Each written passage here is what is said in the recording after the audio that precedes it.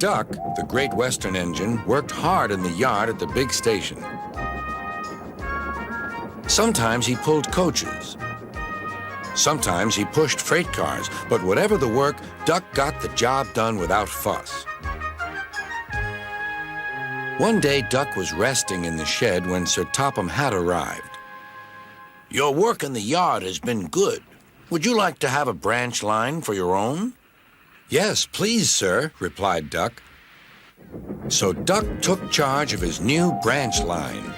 The responsibility delighted him. The line runs along the coast by sandy beaches till it meets a port where big ships come in. Duck enjoyed exploring every curve and corner of the line.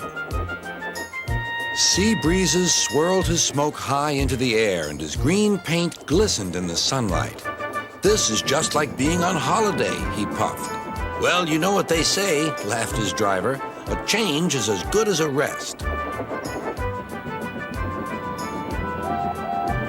Soon, Duck was busier than ever.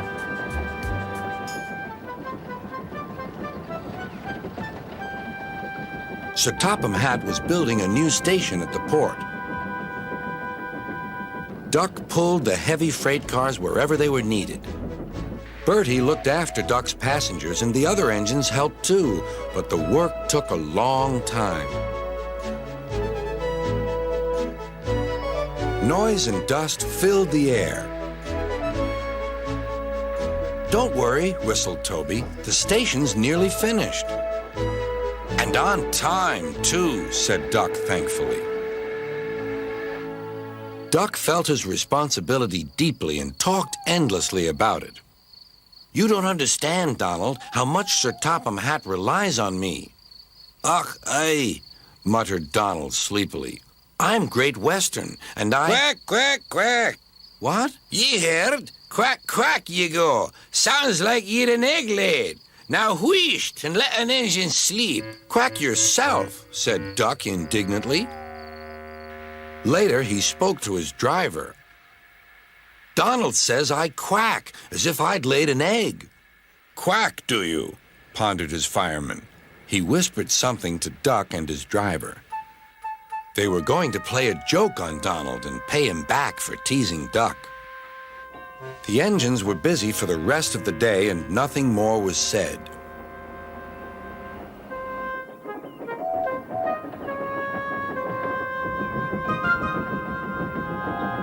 Not even a quack.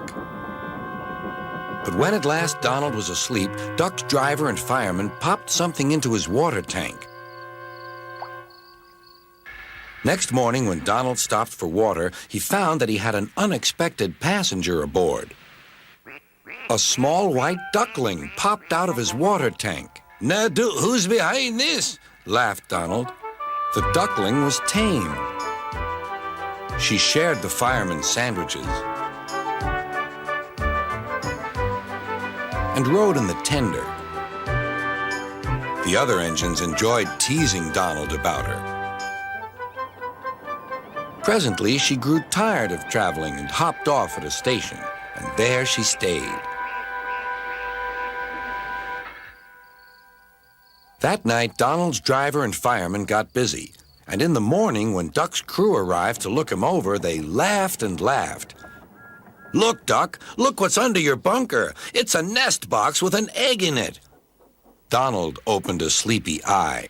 "Well, well, well, ye must have laid it in the night, Duck, all unbeknownst." Then Duck laughed, too. "You win, Donald. It'd take a clever engine to get the better of you."